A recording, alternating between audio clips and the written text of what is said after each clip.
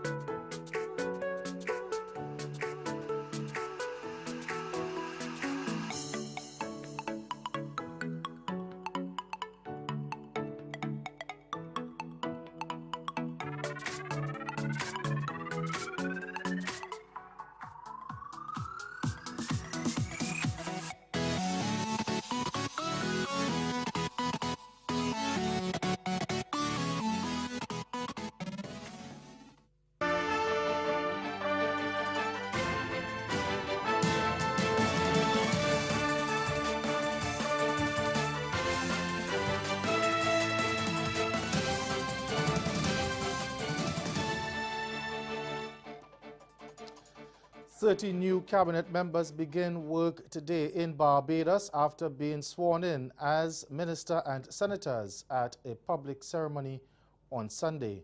The swearing-in ceremony came approximately 72 hours after the Barbados Labour Party of Mia Mottley won a landslide victory at the polls last Thursday. Now, speaking at the ceremony, newly appointed Prime Minister Mottley promised that the new cabinet will be one of ideals, problem-solving and action. She said that under her leadership, the cabinet will be consistent, united and collectively responsible, since the country's needs certainty from its government. The Mottley administration says, well, Mottley says the walk to a new economically stable Barbados will be long, but promised that hope will be translated into action, adding that there is no time for pause since there is serious work to be done. Now, some of the main ministerial portfolios were distributed as follows. Prime Minister Mottley will hold the portfolio of Minister of Finance, Economic Affairs and Investment. Attorney General and Minister of Legal Affairs is Dale Marshall. Minister of Foreign Affairs and Foreign Trade is Senator Dr. Jerome Walcott, and Kerry Simmons is Minister of Tourism and International Transport. A number of foreign and regional dignitaries attended yesterday's ceremony, including the Prime Minister of Grenada, St. Lucia and St. Vincent and the Grenadines.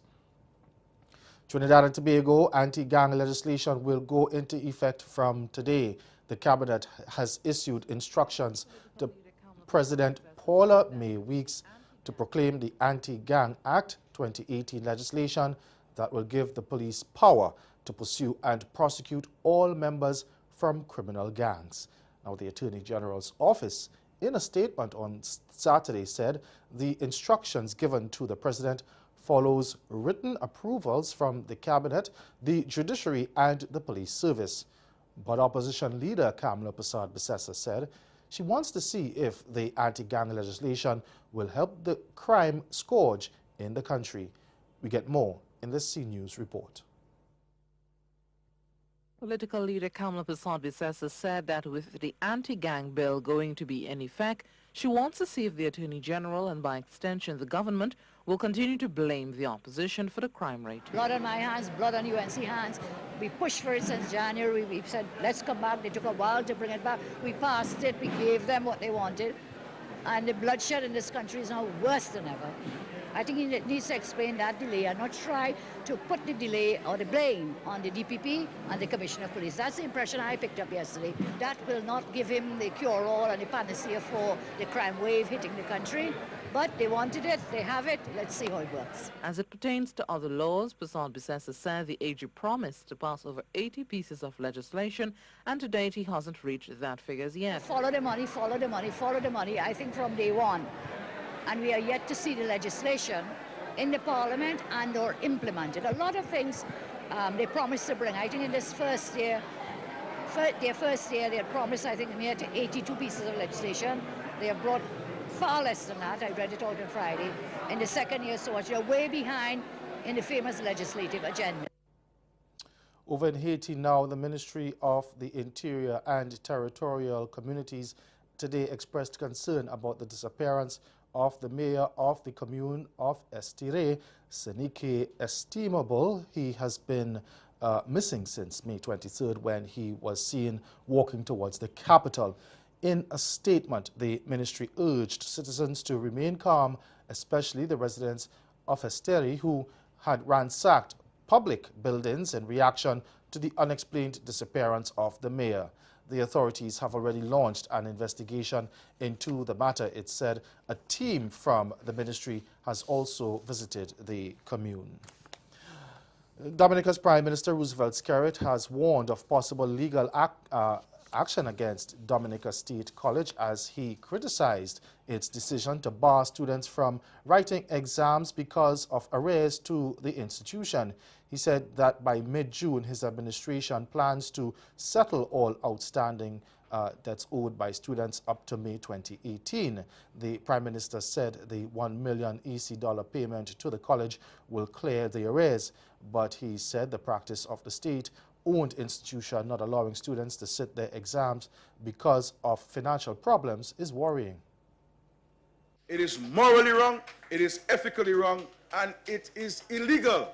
And if they continue to do so, I will instruct the Attorney General to sue the college on behalf of the students of Dominica and to hold the President, Dr. Peters, personally liable, because they should never be sending students home, not allowing them to sit their exams. There is, my friends, there is no college, there is no university in the world that does that. Stay with us, your Midday Sport is next. The top four race between Chelsea, Tottenham, and Liverpool are heating up, and the relegation battle continues. Before the games on Wednesday, there was a 2-point difference between 5th place Chelsea and 3rd place Liverpool.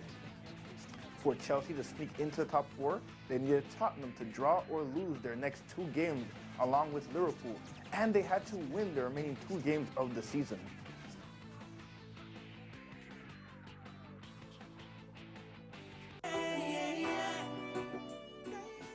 After falling out of the top 10 on the Billboard Reggae album charts, I-Octane's 3rd studio album, Love and Life, makes a big comeback, leaping from number 30 to 10 this week. Love and Life contains 19 tracks, including collaborations with Shaggy, DeMarco, Ginger, J-Boog, and Romain Virgo. The set sold an additional 55 copies, up from 16 copies the previous week.